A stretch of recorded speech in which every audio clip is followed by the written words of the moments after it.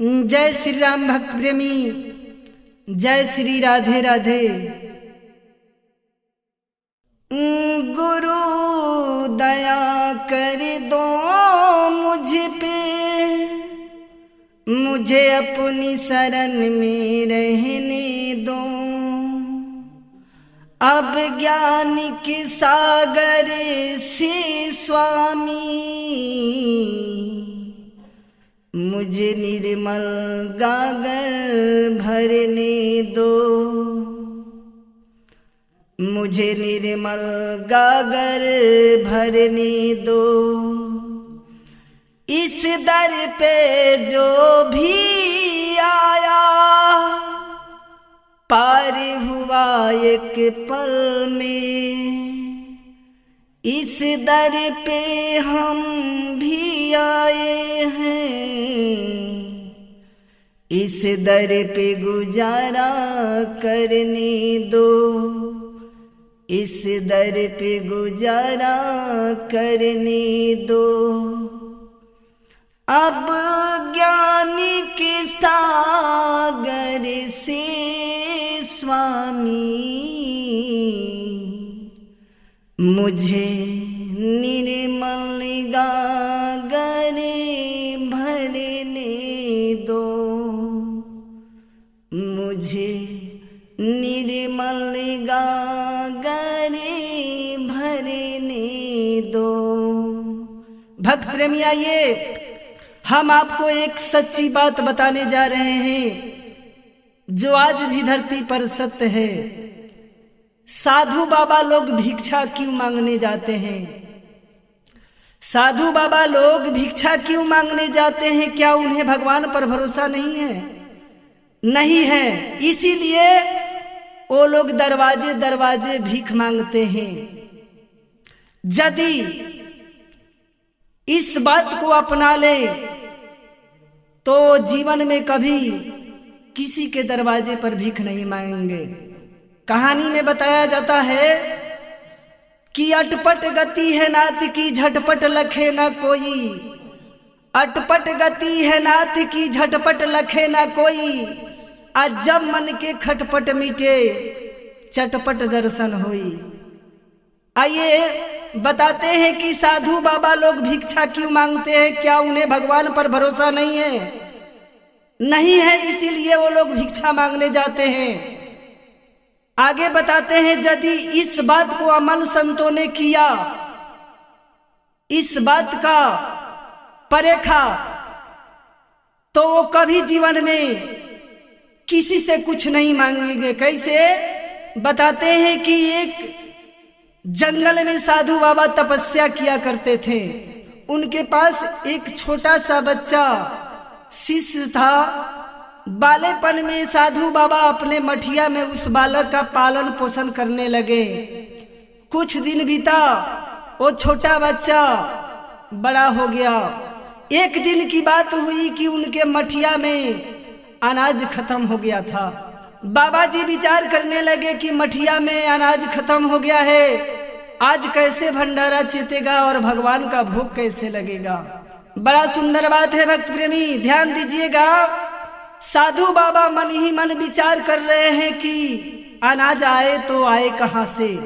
उन्होंने सोचा कि मेरे पास एक शिष्य है, मैं क्यों ना इसको नगर में भेज दूं कि जाकर नगर से कुछ मांग चांग के लाए ताकि शाम को भंडारा चेताया जाए।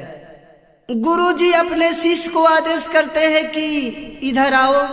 शिष्य कहता है कि कहिए बाबा जी, क्या बात है? बाबा जी कहते हैं कि देखो, आज मठिया में राशन खत्म हो गया है, भंडारा कैसे चेतेगा, भगवान का भोग कैसे लगेगा। तुम जाओ, पास ही में नगर है, उस नगर में जाओ और वहां से कुछ मांग के लाओ ताकि शाम को भंडारा चिताया जाए और भगवान का भोग लगाया जाए। गुरु की आदेश पाकर शिष्य झोली उठाते हैं और कमंडल लेकर नगर की ओर चल देते हैं। जब वो छोटा बाबा नगर के समीप में पहुंचते हैं तो उन्हें रास्ते में एक औरत दिखाई देती है। जो बाबा बचपन से कभी नहीं देखे थे। जब उस औरत को बाबा देखते हैं तो उस औरत के पास जाते हैं और कहते हैं कि ये बच्ची सुनो, अरे इतना बड़ा बड़ा जख्म लेकर क्यों घूमती हो? भगवान का भजन करो, कीर्तन करो, स्मरण करो, तुम्हारा सब कष्ट निवारण कर देंगे।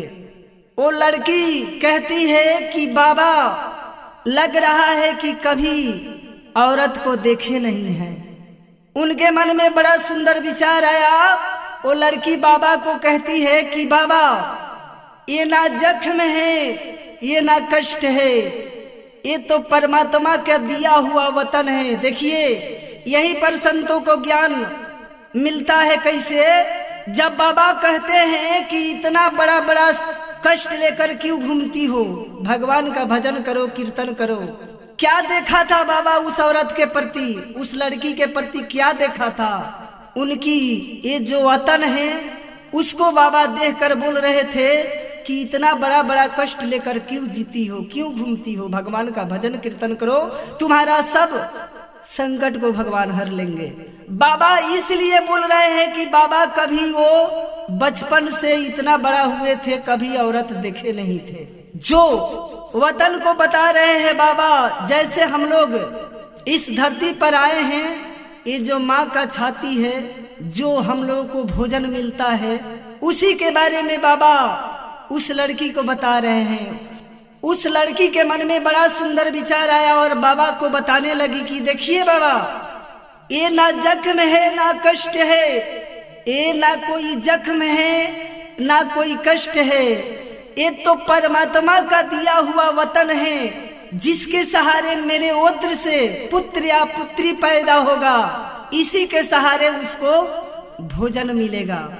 जब इतना बात इस लड़की के मुख से बाबा सुनते हैं तो उनको यहीं पर ज्ञान मिलता है कि जब भगवान हमारे आने से पहले खाने का व्यवस्था लगा दिए हैं।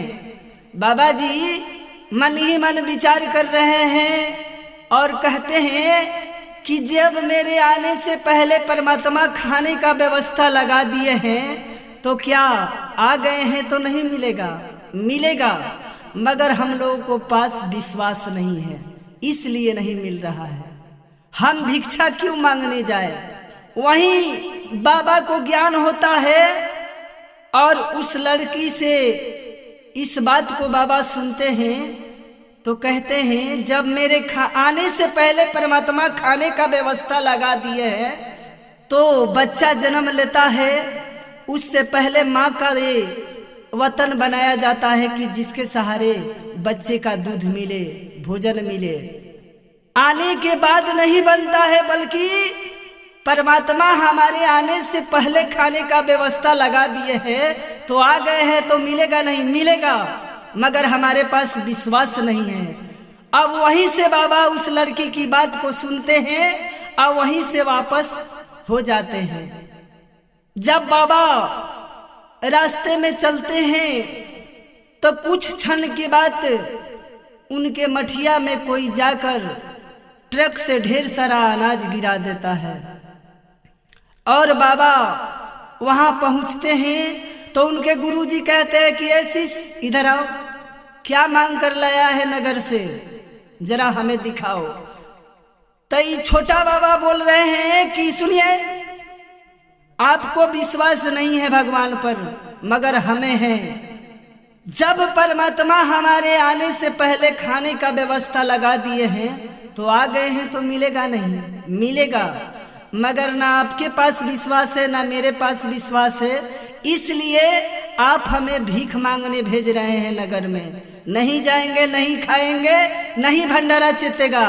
जब उनको खिलाना होगा तो स्वयं खिलाएंगे, आकर लाकर हमें भोजन हमारे मठिया तक जरूर देंगे।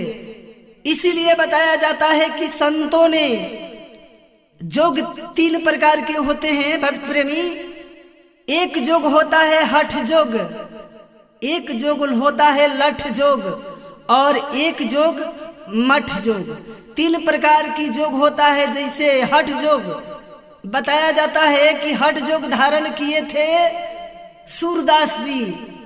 क्या किए? जब भगवान उनसे नहीं मिले, भगवान से मिलने की इनकी इतनी जिज्ञासा थी, इनका भक्ति इतना सरल हो गया था, भगवान में इतना निहित थे कि भगवान की दर्शन उन्हें दुर्लभ हो गया था। तो सूरदास जी हठ जोग अपनाए, क्या किए कि दोनों अपने आंखों को फोड़ लिए और जाके कुएं में गिर गए। जाके कुएं में जब गिर जाते हैं तो गांव के लोगों ने देखा कि सूरदास जी कुआं में गिर गए। अब गांव के नगर के जितने लोग थे कुआं के पास पहुंचे और कोई रास्ता, कोई सीढ़ी, कोई क्या लेकर पहुंचा सूरदास जी को निकालने के लिए। और जाके कहते हैं लोगों ने कि ये सूरदास जी, अरे बाहर निकलिए, ठंडा का समय है, इतना पानी में आप रात भर में मर जाइएगा। सूरदास जी बताते हैं कि सुनिए, अब मर जाए या कुछ भी हो जाए, निकलेंगे उसी से जिनका बड़का बाँ होगा। वहीं पर सूरदास जी हठ जोग धारण करते हैं और नगर वासियों को बताते हैं कि निकालेगा हमें वही जो जिनका बड़का बाँ होगा। अब कोई सीढ़ी लेकर खड़ा है, कोई रस्सी लेकर खड़ा है, कोई बाल्टी लेकर खड़ा है। अब सूरदास जी निकलने वाले नहीं हैं, इसलिए कि उनका कहना है वही निकालेगा हमें इस कुआं से जिनका बड़ा बाह होगा। तो मनुष्य में किनके पास बड़ा बाह है? नहीं है। एक परमात्मा के सिवा किसी के पास बड़ा बाह है कि वो सूरदास को कुआं से बाह पकड़ा कर निकाल दे। इस बात को परमात्मा को खबर हो जाती है कि जितना रचना सूरदास किए हैं वो सब हमारे लिए किए हैं। यदि मैं नहीं जा रहा हूं सूरदास के पास तो देखते हैं सुरवा मर जाएगा, आज यदि वो मर जाता है तो अपजस हमारे ऊपर लग जाएगा। परमात्मा कभी अपने ऊपर किसी का अपजस, किसी का दोष नहीं लेते हैं, ये सत्य बात है। सूरदास जी उस कुआं में पड़े रह गए, पूरी रात बीत गई, पूरा दिन बीत गया, फिर रात बीता, फिर दिन बीता। सूरदास जी का हठ यही था कि वही निकालेंगे हमें जिनका बड़ा बाँ होगा। अब परमात्मा वहां पहुंचते हैं और कहते हैं सूरदास जी से कि ये सूरदास जी, अरे बाहर निकलिए, ये ठंडवा में मर जाइएगा। सूरदास जी कहते हैं कि अब सब कोई थक कर चल गया, तब बाकी बड़ा तू, कितना भी कोई कर लेगा, मैं इस कुआं से निकलने वाला नहीं हूं। वही हमें निकालेंगे जिनका बड़ा बाँ होगा। भगवान वैकुंठपति श्री नारायण जी सूरदास जी को कहते हैं कि अरे सबसे पहले बहिया पकड़ के तो देखिए, उसके बाद में मत निकलिएगा, छोटा यदि बाँ है तो। तब सूरदास जी परेख जाते हैं कि भगवान हमारे पास आ गए हैं। बहवा पकड़ के सूरदास जी घुटिया का पता करते हैं कि घुटिया कहाँ पर है। जब घुटिया पता नहीं चलता है तो सूरदास जी समझ जाते हैं कि भगवान हमारे पास आ गए हैं। दोनों हाथों से उनकी बाह को पकड़ते हैं सूरदास जी और कुआं के बाहर निकल जाते हैं।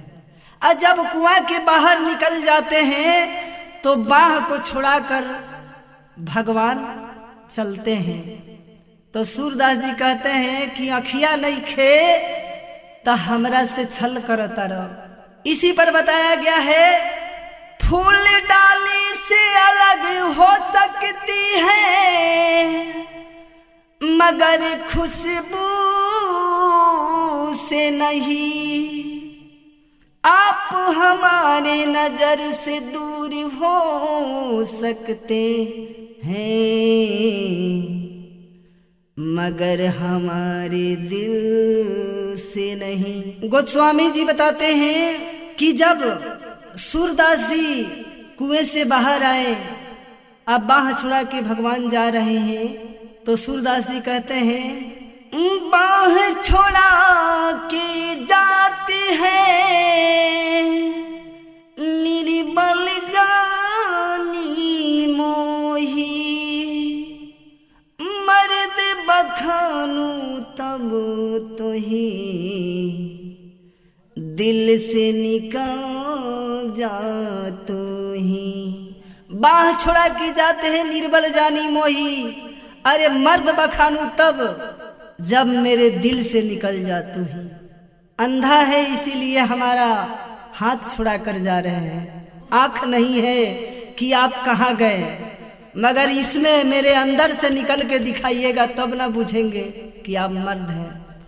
भगवान सूरदास की बातों को परेखा और सुना भगवान वापस आकर कहते हैं सूरदास जी को कि ये सूरदास जी क्या इच्छा है, जो इच्छा है हमसे मांग सकते हैं। सूरदास जी कहते हैं कि हे प्रभु मुझे क्या इच्छा है, बस आपकी दर्शन की इच्छा है, दर्शन की अभिलाषा है। मुझे चक्रभुजी रूप में दर्शन दे दीजिए भगवान, मैं दर्शन पाकर धन्य हो जाऊंगा, उसके अलावा मेरा कोई इच्छा नहीं है। जैसे मैं हूं वैसे ही बना दीजिए। भगवान वैकुंठपति श्री नारायण जी सूरदास की जी को नयन देते हैं, अपने चक्रभुजी रूप का दर्शन कराते हैं। सूरदास जी भगवान का दर्शन पाकर धन्य हो गए और परमात्मा की नमन करने लगे। रही बात यहाँ साधु बाबा की, जब वो मठिया में आए बाबा तो उनसे उनका गुरुजी भिक्षा मांगने लगे कि क्या मांग कर लाया है तू। उनका शिष्य बताने लगा कि मैं कहीं नहीं जाऊंगा, किसी की दरवाजे पर भीख मांगने नहीं जाऊंगा। जब मेरे आने से पहले परमात्मा खाने का व्यवस्था लगा दिए हैं तो आ गए हैं तो मिलेगा नहीं, मिलेगा जरूर मिलेगा, यहीं पर मिलेगा, बल्कि मेरे पास विश्वास नहीं है। मैं विश्वास रखता हूं उनसे कि वो भोजन लाकर हमारे मठिया में देंगे। साधु बाबा वो अपने शिष्य की बातों को सोचने लगे और कहने लगे कि ये तो सत्य ही बात बता रहा है। ये उधर भिक्षा मांगने गया, इधर मठिया में हमारा अनाज आ गया, ये भी आया तो खाली आया, कह रहा है कि मेरे आने से पहले परमात्मा जब खाने का व्यवस्था लगा दिए हैं तो आ गए हैं तो मिलेगा नहीं, मिलेगा जरूर मिलेगा, हमको भरोसा नहीं है, विश्वास नहीं है, इसलिए देर लग रहा है। तो इसीलिए बताया जाता है भक्त प्रेमी, पलटू देत नसीब का संतन करते है फेर, पलटू देत नसीब का संतन करते है फेर, जब तक मन विश्वास नहीं तब तक लागत देर। आइए भक्त प्रेमी, मैं अपनी वाणी को यहीं पर विराम करता हूँ, फिर अगले एपिसोड में मिलूंगा। यदि मेरे चैनल पर आप नए हैं तो मेरे चैनल को सब्सक्राइब कीजिए, बेल आइकन को दबाना मत भूलिए। जय श्री राम, जय श्री राधे।